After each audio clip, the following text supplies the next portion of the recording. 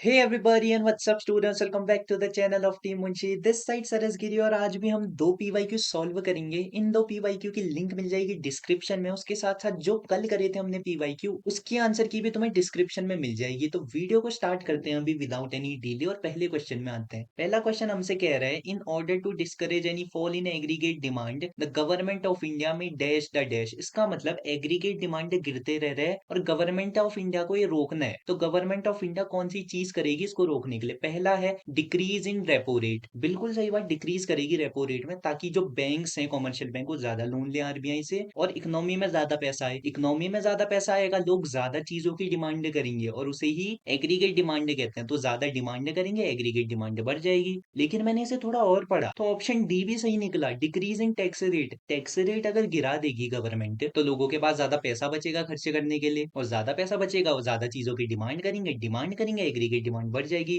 तो इसका correct answer option A और ऑप्शन डी दोनों हो सकता है। तो क्वेश्चन नंबर 2 में आते हैं। अच्छा, एग्जाम में आएगा ना, इसके मिल जाते हैं बोनस नंबर। अगर तुम बी भी करते तब भी तुम्हें 1 नंबर बोनस का मिल जाता है, ऐसी अगर गलती हो तो एग्जाम में। सेकंड क्वेश्चन में आते हैं। सेकंड क्वेश्चन मैंने तुमसे कहा था ये पक्का आएगा ही आएगा एग्जाम में, और आ रखा है। देखो, जितने भी सैंपल पेपर कराए हैं अभी तक, एक दो को छोड़ दे तो सब में आ रखा है। ये हमसे कह रहा है कंप्लीट द गिवन स्केड्यूल, तो उसको पूरा करते हैं। सबसे पहले देखो, हमसे कह रहा है 1 2 3 4 निकालो। तो 1 कैसे निकलेगा पता है? ये वाली जो चीजें होती है ना, जो लोन का पैसा होता है, यहाँ 1800 आ जाएगा।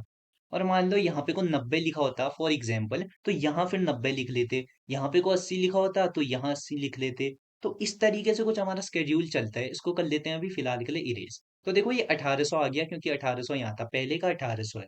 मतलब बी और डी में से एक होना चाहिए करेक्ट आंसर। हम सेकंड निकाल लेते हैं। सेकंड क्या है? 90%। 90% ऑफ 1800, सो 1800 मल्टीप्लाई बाई 90% निकाल लेंगे इसका। इससे ये कटेगा, ये आ जाएगा, ये भी कट गया सॉरी। 9 8 जा 72, ये 7 कैरी 1620। सो ये आ गया 1620। कोई है क्या ऐसा option 1800 1620? Option number D, option number D is the correct answer. Question number 3 में देखते हैं ये क्या कह रहे हैं हमसे। हमसे कह रहे हैं identify the correct pair of statement given in the column 1 with the related terms in column 2। अब इसमें मैचअप करने मत लग जाना, ये हमसे कह रहा है कौन सा पेयर सही है। पहला देखते हैं, remittances from abroad to the nation. इसको अकोमोडेटिंग ट्रांजेक्शन कहते हैं? नहीं भाई, इसको कहते हैं हम ऑटोनोमस ट्रांजेक्शन। पहला तो गलत है। Second, government's policy to decreasing the value of nation's currency against foreign currency is devaluation. ये सही है, क्योंकि गवर्नमेंट जब अपनी करेंसी को डिक्रीज कर दे उसे डिवैल्यूएशन कहते हैं, और जब मार्केट फोर्सेस से डिक्रीज हो उसे हम डेप्रिसिएशन कहते हैं। तो इसका करेक्ट आंसर हो जाएगा ऑप्शन नंबर बी। और नेक्स्ट देखते हैं क्वेश्चन नंबर 4। क्वेश्चन नंबर 4 में स्टेटमेंट दी है, constant rate of change of consumption delta C with respect to the change in delta Y is the reason for the straight line consumption curve. बिल्कुल सही है, ये हमसे कह रहा है delta C upon delta Y, यही एक ऐसा रीजन है जिसकी वजह से कंजम्पशन कर्व स्ट्रेट जाता है ऐसा। बिल्कुल सही बात है, ये इसी की वजह से तो जाता है। इसी से तो हम कंजम्पशन कर्व का मापदंड मतलब मेजर फाइंड आउट करते हैं। तो पहला तो सही हो गया। सेकंड है, marginal rate of change between consumption and income is defined as APC. ओहो, ये गलत है। एपीसी की कोई भी डेफिनेशन ऐसी है नहीं। तो इसका करेक्ट आंसर होगा statement 1 is 2 and second is false, option number A. Next आते हैं क्वेश्चन नंबर 5 में। क्वेश्चन नंबर 5 हमसे कह रहे हैं असर्शन रीजन करो। तो करते हैं। In case of an unfavourable balance of trade the current account of the nation may be in surplus. इसका मतलब अनफेवरेबल बैलेंस ऑफ ट्रेड मतलब एक्सपोर्ट जो है वो हमारे कम है और इंपोर्ट जो है वो ज्यादा है। तो करंट अकाउंट में एक्सपोर्ट इंपोर्ट तो होता है, और हमें ये पता है debit what comes in credit what goes out accountancy में होता है। तो यहाँ उल्टा कर देंगे। इंपोर्ट क्या हो रहा है? सामान अंदर को आ रहा है, डेबिट व्हाट कम्स इन, इसको क्रेडिट करेंगे तो इंपोर्ट हो गया क्रेडिट, ओके जी, और एक्सपोर्ट हो गया हमारा डेबिट। हमसे कह रहे हैं करंट अकाउंट में सरप्लस हो जाएगा। सरप्लस कब होता है? जब क्रेडिट साइड ज्यादा हो जी, as compare to debit side. तो इंपोर्ट ज्यादा है एज कम्पेयर टू एक्सपोर्ट। तो पहला तो सही है क्योंकि सरप्लस हो रहा है।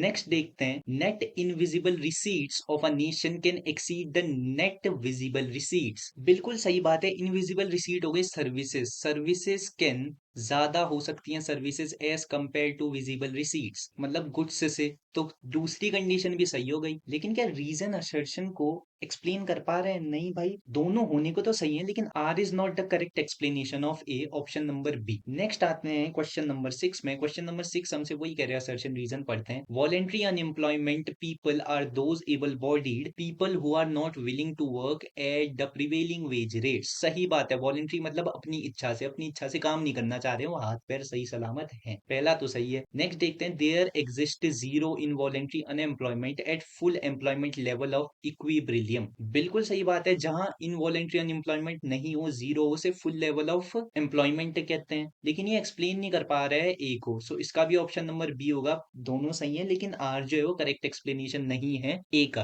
अब देखते हैं नेक्स्ट क्वेश्चन क्या है। नेक्स्ट क्वेश्चन हमसे कह रहा है, identify which of the following statement is incorrect with reference to an economy. Okay, excess of gross national product over GDP is possible. बिल्कुल सही बात है, अब दिखाता हूँ कैसे। हमसे कह रहे हैं GNP can be greater than GDP, gross domestic product.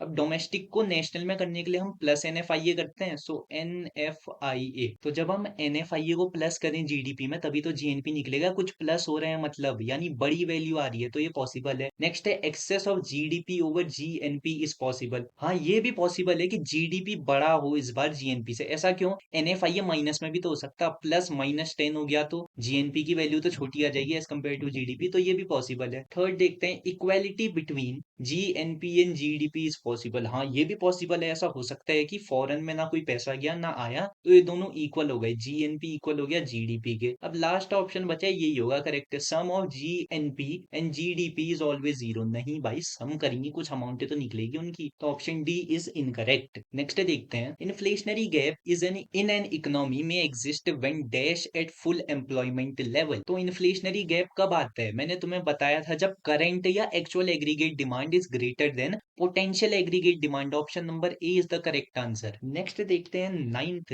According to RBI statistical supplement released on 19th में दे रखा है, India's foreign exchange reserves grew for the third straight week and reached near an approximate of 600 billion. So the above situation will be dash the dash side of balance of payment. हमसे कह रहे हैं क्या होगा, increase होगी, decrease होगी, और होगी तो कौन सी साइड आएगी, क्रेडिट या डेबिट? अब देखो, इंक्रीज हो रहा है पैसा, ये आएगा इंक्रीज साइड में, इंक्रीज ऑफ डेबिट साइड में जी। तो करेक्ट आंसर होगा डी। क्वेश्चन नंबर 10 में आते हैं। क्वेश्चन नंबर 10 हमसे कह रहे हैं, reserve ratio and credit creation process are inversely related, यानी एलआरआर। रिजर्व रेशियो को मैंने एलआरआर मानना कहा, सीआरआर एसएलआर में कंफ्यूज मत होना, एलआरआर की बात करता होता है डायरेक्ट। तो ये कह रहे हैं इनवर्सली प्रोपोर्शनल है तुम्हारा क्रेडिट क्रिएशन प्रोसेस से, CRR ऐसा कह रहा है। तो ना यार, ये तो बहुत सिंपल सा क्वेश्चन है, ये तुम करना होमवर्क है तुम्हारे लिए। मैं बड़ा क्वेश्चन कर देता हूँ, लाइक ये नेशनल इनकम का लग रहा है, यही कर लेते फिर। ओके जी, नेशनल इनकम में आ जाओ। हमसे कह रहे हैं, on the basis of given data estimate the value of national income. National income क्या होता है? एनएनपीएफसी। एनएनपीएफसी निकालो कह रहे हैं हमसे, और हमें कुछ नहीं दे रखा है। जीडीपी जीएनपी हमें खुद निकालना पड़ेगा। तो देखते हैं, साइड में हम निकालते हैं, जीडीपी एमपी निकल जाएगा, क्योंकि हमें पता है सबसे पहले तो वही निकालते हैं। जीडीपी एमपी कौन सी मेथड से निकलेगा देखते हैं। तो एक्सपेंडिचर दे रखा है, एक्सपेंडिचर मेथड से निकलेगा। गवर्नमेंट का एक्सपेंडिचर कितना है? 110 plus private final consumption expenditure plus ये हो गया। उसके बाद gross domestic capital formation fixed है, तो इसमें क्या करना होगा, चेंज इन स्टॉक को ऐड करना होगा। चेंज इन स्टॉक है क्या? नहीं, इंक्रीज इन स्टॉक है। मतलब चेंज इन स्टॉक निकलता है ना, ओपनिंग माइनस क्लोजिंग स्टॉक से। तो ये इंक्रीज में कब दिखाएगा? जब ओपनिंग स्टॉक ज्यादा हो। लेकिन हमसे कह रहे हैं स्टॉक इंक्रीज हो गया, मतलब क्लोजिंग स्टॉक 20 से बढ़ गया है, तो ओपनिंग अभी दिया नहीं है। ओपनिंग चलो मान लो 100 होता, तो क्लोजिंग हमसे कह रहे हैं 20 से बढ़ गया था, वो 120। तो ये माइनस का 20 आएगा, इसे हम माइनस करेंगे। ठीक है, यहाँ पे को माइनस ये plus gross domestic fixed capital formation 30 का है, तो 30 यहाँ पे को लिख देंगे। उसके साथ साथ plus net exports. Net export से हमारा -40 का, तो -40 भी लिख देते हैं यहाँ पे को। आंसर आएगा हमारा 200, 300, 310 आ गया। 310 प्लस ये 10 हो गया, 10 -40, तो इसका करेक्ट आंसर आएगा 280। अब 280 जीडीपीएमपी निकले, हमें निकालना है एनएनपीएफसी, तो इसे भी निकाल लेते हैं। एनएनपीएफसी इज इक्वल्स टू जीडीपीएमपी। अब मैंने तुम्हें सिखाया था कैसे करते हैं, ग्रॉस को नेट में करना है माइनस डेप्रीशिएशन। ओके जी, उसके बाद डोमेस्टिक को नेशनल में प्लस एनएफआईए, एनएफआईए उसके बाद एमपी को एफसी में plus NIT net indirect taxes, GDP MP की वैल्यू निकाल दी थी हमने 280 है, जो माइनस करेंगे डेप्रिसिएशन दिया है कहीं, कंजम्पशन ऑफ फिक्स्ड कैपिटल 15 दे रखा है, सो 15 प्लस एनएफआईए कहीं दिया है, ये दे रखा है माइनस का 40, so minus 40 plus net indirect taxes, net indirect taxes नहीं दिए है लेकिन हमें फॉर्मूला पता है, इनडायरेक्ट टैक्सेस माइनस सब्सिडीज, तो लगा लो 60 माइनस 15 45, तो 45 यहाँ कर देंगे प्लस, सो 45 माइनस 40 5 बचा, 5 प्लस का बचा तो यहाँ जाके 10 बन गया हो, क्योंकि माइनस 15 प्लस 5 कितना होता है 10, सो 280 माइनस 10 करेंगे तो हमारा 270 करोड़ आंसर आ गया। सिंपल सा क्वेश्चन था। बचा हुआ क्वेश्चन पेपर तुम खुद सॉल्व करोगे, आंसर की मैं दे दूंगा कल वाली वीडियो में। इसके बाद हम करते हैं सेकंड सैंपल पेपर सॉल्व, या पीवाईक्यू है वो। तो लो जी, हाजिर है आपके सामने सेकंड पीवाईक्यू, और इसे भी करते हैं जल्दी से सॉल्व। फर्स्ट क्वेश्चन में आते हैं। फर्स्ट क्वेश्चन है, हमसे कह रहा है find the incorrect statement about CRR, cash reserve ratio. It is a certain percentage of demand and time deposit liability that every bank must keep as cash reserve with the central bank. ये सही बात है, central bank के पास रखना होता है, as a liability होता है, और ये रखना ही रखना होता है। तो पहला तो सही है। दूसरा देखते हैं, it is fixed by central bank, ये भी फिक्स करते हैं सेंट्रल बैंक, ठीक है। It is not binding on the commercial bank, नहीं भाई ये ऑप्शन सी गलत है, ये बाइंडिंग है कॉमर्शियल बैंक पे, ताकि वो कम लोन दे पाए लोगों को। क्वेश्चन नंबर सेकंड देखते हैं, identify which of the following will appear on the debit side in the capital account of India's balance of payment. Capital account में तुम्हें पता है क्या आएगा, कैपिटल अकाउंट में आएगा transaction between normal resident of a country and rest of the world, जिससे increase हो एसेट, डिक्रीज हो एसेट्स, या इंक्रीज हो लाइबिलिटी या डिक्रीज हो लाइबिलिटी। और debit side, debit word comes in, credit word goes out, यहाँ उल्टा लगा देना, डेबिट वर्ड गोज आउट, जो चीज बाहर को जा रही होगी। अब देखो, पहला है an Indian sending remittances from England. अब रेमिटेंसेस तो हमें पता है करंट अकाउंट में आते हैं, पहला तो नहीं होगा। सेकंड है investing in assets abroad by Indians, assets में इन्वेस्ट कर रहा है। अब कंट्रोल है, डायरेक्ट कंट्रोल ये नहीं पता, लेकिन अगर इन्वेस्ट करते हैं ये तो कैपिटल अकाउंट में आता है, ये पता है, तो option B is the correct answer. Next देखते हैं क्वेश्चन नंबर 3 स्टेटमेंट दे रखे हैं, economic territory and political frontier of a nation are one in the same thing. नहीं भाई, ऐसा है नहीं, पॉलिटिकल फ्रंटियर और इकोनॉमिक टेरिटरी अलग अलग चीज होती है, मैंने पढ़ाया था। सेकंड देखते हैं, American embassy in India is a part of the economic territory of India. बिल्कुल नहीं, दोनों ही स्टेटमेंट गलत हैं, both statement 1 and 2 are false. Question number 4 देखते हैं, identify which of the following is not one of the merits of fixed exchange rate system. पहला है ensure stability in exchange rate, हाँ ये तो है, स्टेबल रहती है एक्सचेंज रेट, ज्यादा फ्लक्चुएशन नहीं होते हैं क्योंकि फिक्स रहती है गोल्ड के टर्म्स में। सेकंड है पॉसिबिलिटी ऑफ अंडर और over valuation of foreign currency, नहीं भाई ये थोड़ी होता है, मैंने अभी तो बोला फिक्स रहती है। अब अंडर ओवर वैल्यूएशन हुआ, गवर्नमेंट दोबारा फिक्स कर देगी, तो ऑप्शन बी इनकरेक्ट है। फिफ्थ में आते हैं, फिफ्थ हमसे कह रहे हैं consumption function describe the relationship between consumption and saving. गलत बात, कंजम्पशन फंक्शन डिस्क्राइब करता है relationship between consumption and income, income को वाई से रिप्रेजेंट करते हैं। सेकंड है consumption function consist of two components, autonomous consumption and induced consumption, ये सही है, ये कल भी आया था एक क्वेश्चन, काइनेशियन इकोनॉमिक्स में कंजम्पशन को कैसे डिफाइन करे वो वाला। तो statement 1 is false, second is true, कहाँ गया ऑप्शन नंबर बी। अब सिक्स्थ में आते हैं, सिक्स्थ हमसे कह रहे हैं suppose in an imaginary economy autonomous consumption 500 है, मार्जिनल प्रोपेंसिटी टू कंज्यूम ये है, सेविंग फंक्शन क्या होगा। अब सेविंग फंक्शन हम इससे निकाल सकते हैं, हमें सी पता है, यानी कंजम्पशन फंक्शन सी बार प्लस बी वाई, सी बार दे रखा है हमें 500 प्लस बी दे रखा है क्या, marginal propensity to consume 0.8 Y.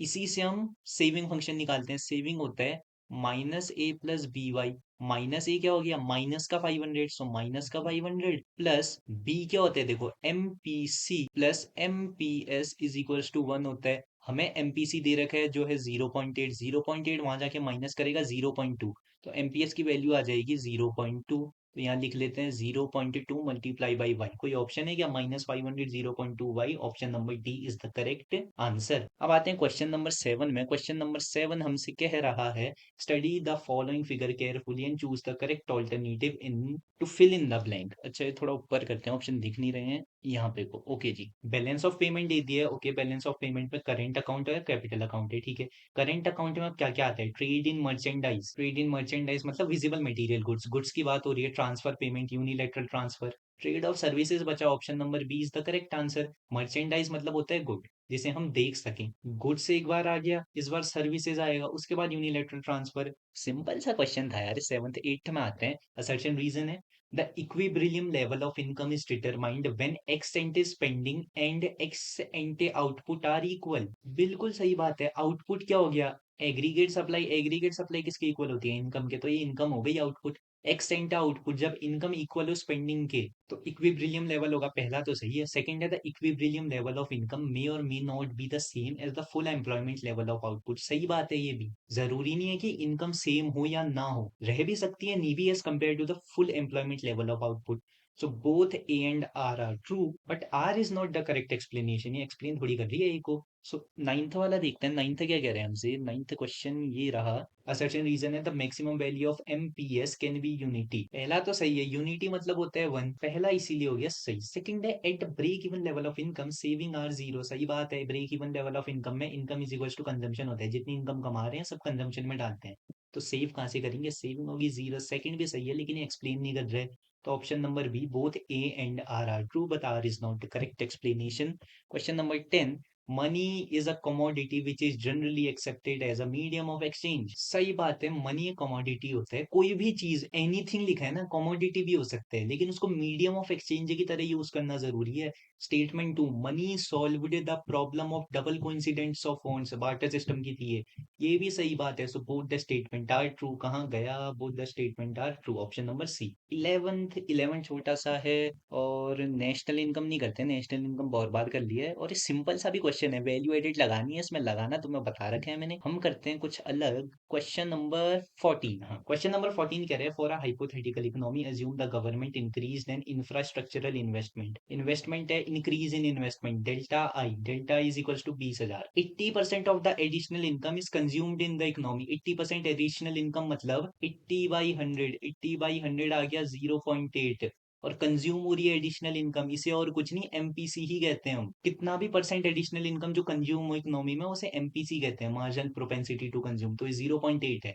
Estimate the increase in income and the corresponding increase in consumption expenditure in the economy. तो हमसे कह रहे हैं डेल्टा वाई निकालो। डेल्टा वाई निकाल सकते हैं एक तरीके से, क्योंकि हमें डेल्टा आई पता है।